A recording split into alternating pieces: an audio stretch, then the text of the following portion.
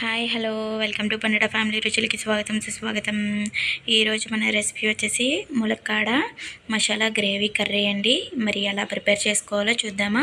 దానికన్నా ముందు నా ఛానల్ని ఎవరైనా సబ్స్క్రైబ్ చేసుకోకపోతే వెంటనే సబ్స్క్రైబ్ చేసుకోండి. అలాగే ముందుగా మనం పల్లీలను అయితే వేగించుకోవాలి.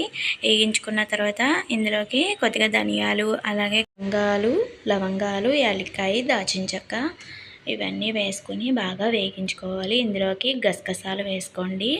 మీరు కావాలంటే జీడిపప్పునైనా వేసుకోవచ్చండి. నేను గసగసాలు వేసుకుంటున్నాను. ఇలా వేసుకున్న దాంట్లో కొద్దిగా చింతపండుని యాడ్ చేసుకోవాలి. ఇప్పుడు ఈ ప్యూరీని అంతా మనం పక్కన పెట్టేసుకోవాలి. నీళ్ళు వేసుకుని బాగా మెత్తని పేస్ట్లో చేసుకుని పక్కన పెట్టేసుకోవాలి. ఇప్పుడు అదే మిక్సీ జార్లోకి ఒక 2 మీడియం సైజున ఉల్లిపాయలు, అలాగే ఒక స్మాల్ సైజు టమాటాని వేసుకోవాలండి. వేసుకుని అది కూడా మిక్సీ చేసేసుకొని పక్కన పెట్టేసుకుందాము. ఇప్పుడు ఒక బాండీలోకి ఆయిల్ వేసుకుని జీలకర్ర, పచ్చిమిర్చి, కరివేపాకు వేసుకొని బాగా వేగించుకొని మనం ముందుగా పేస్ట్ చేసుకున్నాం కదా ఉల్లిపాయ టమాటా, అది కూడా ఇందులోకి వేసేసుకొని ఆయిల్లోకి బాగా వేగించుకోవాలన్నమాట. ఈ పేస్ట్ మనకి ఇలాగ ఆయిల్లో వేగుతుండగా మనం ఇందులోకి పసుపు, కారాన్ని కూడా యాడ్ చేసుకోవాలండి.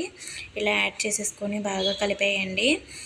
ఇలా కలిపిన దాంట్లోకి మనం మిక్సీ జార్లోకి కొద్దిగా వాటర్ వేసుకొని అవి కూడా కూరలోకి పోసేసుకొని మనం ములక్కాడలు కోసుకొని పక్కన పెట్టుకున్నాం కదా, అవి కూడా వేసేసుకొని కొద్దిగా ఉప్పు వేసేసుకొని మూత పెట్టేసుకోవాలండి. మూత పెట్టేసుకొని ఒక పావు గంట అయినా దీనికి రెస్ట్ ఇచ్చేస్తే మనకి చక్కగా ములక్కాడలు అనేవి బాగా ఉడికిపోతాయండి. ములక్కాడలు ఉడికిన తర్వాత మనం ముందుగా చేసుకున్న ప్యూరీ ఉంది కదా, అదైతే ఇందులోకి వేసేసుకోవాలన్నమాట.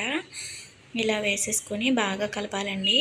ఇది కూడా ఒక్క నిమిషం అలాగా 10 నిమిషాలు అలా ఉంచేస్తే మనకి బాగా అయిపోతుంది. ఇప్పుడు ఇందులోకి లైట్గా వాటర్ వేసుకుని గ్రేవీ కావాలి కదా మనకి, గ్రేవీ కావాలంటే ఇలా కొద్దిగా లైట్ వాటర్ వేసుకొని కొద్దిగా ఒక 5 మినిట్స్ 2 మినిట్స్ ఉంచిన తర్వాత దింపేయడమే. మరి ఈ రెసిపీ మీకు నచ్చిందా? నచ్చితే లైక్ చేయండి, షేర్ చేయండి, నా ఛానల్ని సబ్స్క్రైబ్ చేసుకోండి. Bye bye.